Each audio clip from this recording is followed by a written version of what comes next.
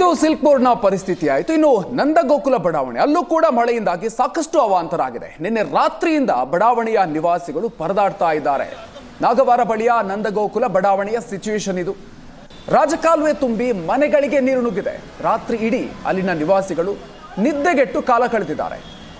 So ಈಗ ಮನೆಯನ್ನು ಸ್ವಚ್ಛ ಮಾಡುವಂಥ ಕೆಲಸಗಳನ್ನು ಮಾಡ್ತಾ ಇದ್ದಾರೆ. ಇನ್ನೂ ಕೂಡ ಮಳೆ ನೀರು ಅಲ್ಲಿ ನಿಂತ್ಕೊಂಡಿರೋದನ್ನು ಕೂಡ ನಾವು ಗಮನಿಸ್ತಾ ಇದ್ದೀವಿ. 4 ಅಡಿಯಷ್ಟು ಮಳೆ ನೀರು ನಿಂತ್ಕೊಂಡಿದ್ದ ಮನೆಯ ಒಳಗೂ ಕೂಡ ಪಾಲಿಕೆ ಅಧಿಕಾರಿಗಳು, ಶಾಸಕರು ಯಾರು ಕೂಡ ಬರ್ತಾ ಇಲ್ಲ. ಅವರ ವಿರುದ್ಧ ಜನರು ಕಿಡಿಕಾರ್ತಾ ಇದ್ದಾರೆ, ತಮ್ಮ ಆಕ್ರೋಶವನ್ನು ವ್ಯಕ್ತಪಡಿಸ್ತಾ ಇದ್ದಾರೆ.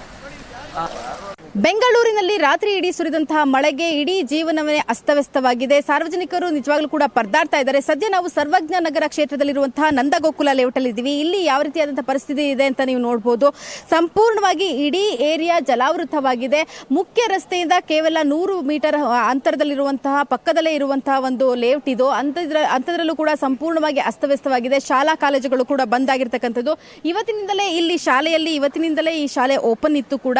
ಸೊ ಬೆಳಗ್ಗೆ ಸಾಕಷ್ಟು ಜನ ಮಕ್ಕಳು ಕೂಡ ಶಾಲೆಗೆ ಅಂತ ಬಂದಿದ್ರು. ಅಡ್ಮಿಷನ್ ಕೂಡ ಓಪನ್ ಇರತಕ್ಕಂಥದ್ದು. ಆದರೆ ಮಳೆ ಬಂದ ಹಿನ್ನೆಲೆಯಲ್ಲಿ ಮೊದಲ ದಿನವೇ ಶಾಲೆಗೆ ರಜೆಯನ್ನ ಘೋಷಣೆ ಮಾಡಲಾಯಿತು. ಯಾಕಂತಂದ್ರೆ ಸಂಪೂರ್ಣವಾಗಿ ಜಲಾವೃತವಾಗಿದೆ. ಒಳಗೆ ಹೋಗ್ಲಿಕ್ಕೆ ಎಂಟ್ರಿನೂ ಕೂಡ ಸಂಪೂರ್ಣವಾಗಿ ಬಂದಾಗಿತ್ತು. ಆ ಕಾರಣದಿಂದ ಇನ್ನು ಫ್ಯಾಕ್ಟ್ರಿ ಕೂಡ ಇದೆ, ಆ ಫ್ಯಾಕ್ಟ್ರಿಯು ಕೂಡ ಸಂಪೂರ್ಣವಾಗಿ ಬಂದಾಗಿರ್ತಕ್ಕಂಥದ್ದನ್ನ ನಾವು ನೋಡ್ತಾ ಇರ್ತಕ್ಕಂಥದ್ದು. ಸಂಪೂರ್ಣವಾಗಿ ಜನರು ಕೂಡ ಈ ಒಂದು ಏರಿಯಾದಲ್ಲಿ ಒಳಭಾಗಕ್ಕೆ ಹೋಗ್ಲಿಕ್ಕಾಗೋದಿಲ್ಲ, ಕೆಳಗಡೆ ಇಳಿಲಿಕ್ಕಾಗಲಿಲ್ಲ, ಆ ರೀತಿಯಾದಂತಹ ಪರಿಸ್ಥಿತಿ. ಸೊ ನೀರು ನಿಂತಿರೋ ಕಾರಣದಿಂದ ಇಲ್ಲಿನ ಡ್ರೈನೇಜ್ ಸಿಸ್ಟಮ್ ಇರ್ಬೋದು, ನೀರಿನ ವ್ಯವಸ್ಥೆ ಇರ್ಬೋದು, ಕರೆಂಟ್ ವ್ಯವಸ್ಥೆ ಇರ್ಬೋದು, ಎಲ್ಲವೂ ಕೂಡ ಕಟ್ ಆಗಿದೆ. ಜನ ನಿಜವಾಗ್ಲೂ ಕೂಡ ದಿನನಿತ್ಯದ ಜೀವನವನ್ನ ನಡೆಸಲಿಕ್ಕೆ ಪರದಾಡ್ತಿರ್ತಕ್ಕಂಥದ್ದು. ಸಾಕಷ್ಟು ಜನ ಕೆಲಸ ಕಾರ್ಯಗಳಿಗೆ ಹೋಗ್ಲಿಕ್ಕೆ ಆಗದೇ ಒದ್ದಾಡ್ತಿರ್ತಕ್ಕಂಥ ಒಂದು ಪರಿಸ್ಥಿತಿ. ಪ್ರತಿ ಬಾರಿ ಮಳೆ ಬಂದಾಗ್ಲೂ ಕೂಡ ಸಾಹಿ ಲೇಔಟ್ ಅಂತೆ ನಂದಗೋಕುಲ ಲೇಔಟ್ ಕೂಡ ಇದೇ ರೀತಿಯಾಗಿ ಸಂಪೂರ್ಣ ಜಲಾವೃತವಾಗುತ್ತೆ ಅಂತಕ್ಕಂಥದ್ದು ಇಲ್ಲಿನ ಸ್ಥಳೀಯರು ಹೇಳ್ತಾ ಇರ್ತಕ್ಕಂಥದ್ದು. ಸೊ ಸರ್ವಜ್ಞ ನಗರ ಕ್ಷೇತ್ರದ ಶಾಸಕರಾಗಿರುವಂತಹ ಜಾರ್ಜ್ ಅವರು ಸಾಕಷ್ಟು ಬಾರಿ ಬಂದು ವಿಸಿಟ್ ಮಾಡಿದ್ದಾರೆ, ಹೊರತು ಶಾಶ್ವತವಾದಂತಹ ಪರಿಹಾರವನ್ನ ನಮಗೆ ನೀಡಿಲ್ಲ ಅನ್ನುವಂತಹ ಅಸಮಾಧಾನವನ್ನು ಕೂಡ ಇಲ್ಲಿನ ಜನ ಹೇಳ್ತಾ ಇರ್ತಕ್ಕಂಥದ್ದು. So brand Bengaluru, greater Bengaluru ಅಂತ ಹೆಸರನ್ನ ಮಾತ್ರ ಬದಲಾಯಿಸುವಂತಹ ಇಡೀ ಸರ್ಕಾರ ಈ ಕಡೆ ಗಮನ ಹರಿಸಬೇಕಾಗಿದೆ. ಪ್ರತಿ ಬಾರಿ ಮಳೆ ಬಂದಾಗ್ಲೂ ಕೂಡ ಇದೇ ರೀತಿಯಾದಂತಹ ಒಂದು ಪರಿಸ್ಥಿತಿ ಅಂತ ಅಂದ್ರೆ ಜನ ಯಾವ ರೀತಿಯಾಗಿ ಬದುಕನ್ನ ನಡೆಸಬೇಕು, ಇದೇನಾ ಗ್ರೇಟರ್ ಬೆಂಗಳೂರು, ಇದೇನಾ ನೀವು ಹೇಳ್ತಿರುವಂತಹ ಬ್ರ್ಯಾಂಡ್ ಬೆಂಗಳೂರು ಅಂತಕ್ಕಂಥ ಒಂದು ಪ್ರಶ್ನೆಯನ್ನ ಹೇಳ್ತಾ ಇದ್ದಾರೆ. ಬನ್ನಿ ಇಲ್ಲಿರುವಂತಹ ಸಾರ್ವಜನಿಕರನ್ನ ಮಾತಾಡ್ಸೋಣ. ಸರ್, ಎಷ್ಟು ವರ್ಷಗಳಿಂದ ಈ ರೀತಿಯಾದಂತಹ ಪರಿಸ್ಥಿತಿ ಇದೆ ಇಲ್ಲಿ? ಇದು 30-35 ವರ್ಷದಿಂದ ಇದೆ ಮೇಡಮ್. ಇದು ಹಂಗೆ ಇದೆ, ಯಾವ ಸೊಲ್ಯೂಷನ್ ತಗೊಂಡಿಲ್ಲ ಇದನ್ನ. ಎಷ್ಟೋ ಸರಿ ಎಲ್ಲಾರ ಬಂದು ಎಲ್ಲ ಸುಮ್ಮನೆ ನೋಡ್ಕೊಂಡು ಹೋಗ್ತಾರೆ ಅಷ್ಟೇ.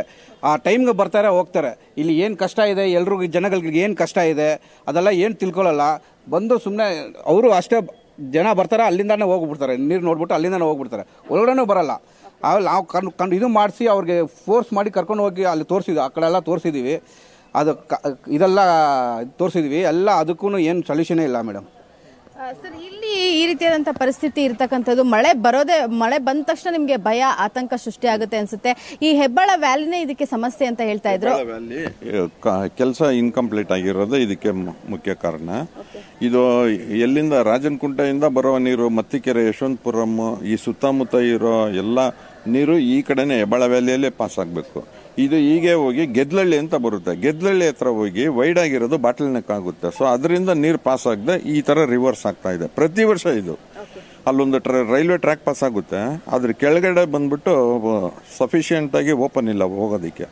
ಅದರಿಂದ ಈ ತರ ಆಗ್ತಾ ಇದೆ. ಜಾರ್ಜ್ ಅವರು ಪಾಪ ಸುಮಾರು ಬಂದಾಗೆಲ್ಲ ಅಫಿಷಿಯಲ್ಸ್ ಬರ್ತಾರೆ, ಜಾರ್ಜ್ ಬಂದಾಗ ಮಾತ್ರ ಬರ್ತಾರೆ. ಅದಾದ್ಮೇಲೆ ಯಾರು ಬರೋದಿಲ್ಲ.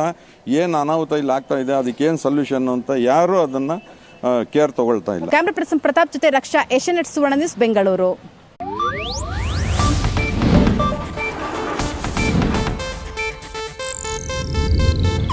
ಇದು ಏಷ್ಯಾನೆಟ್ ನ್ಯೂಸ್ ನೆಟ್ವರ್ಕ್ ಪ್ರಸ್ತುತಿ.